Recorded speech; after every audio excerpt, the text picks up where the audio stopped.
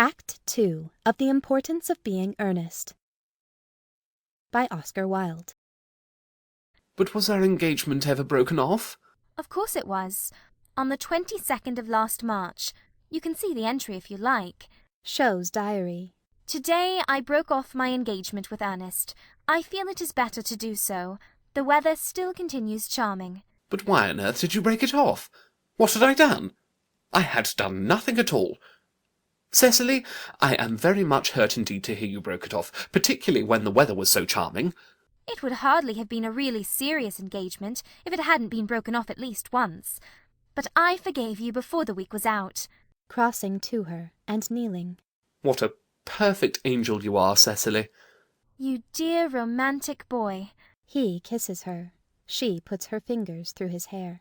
I hope your hair curls naturally, does it? Yes, darling, with a little help from others. I'm so glad. You'll never break off our engagement again, Cecily? I don't think I could break it off now that I've actually met you. Besides, of course, there is the question of your name. Yes, of course. You must not laugh at me, darling, but it had always been a girlish dream of mine to love someone whose name was Ernest. Algernon rises. Cecily also. There is something in that name that seems to inspire absolute confidence. I pity any poor married woman whose husband is not called Ernest. But, my dear child, do you mean to say you could not love me if I had some other name? But what name? Oh, any name you like. Algernon, for instance. But I don't like the name of Algernon. Well, my own dear, sweet, loving little darling, I really can't see why you should object to the name of Algernon. It is not a bad name. In fact, it is rather an aristocratic name. Half of the chaps who get into the bankruptcy court are called Algernon. But seriously, Cecily. Moving to her.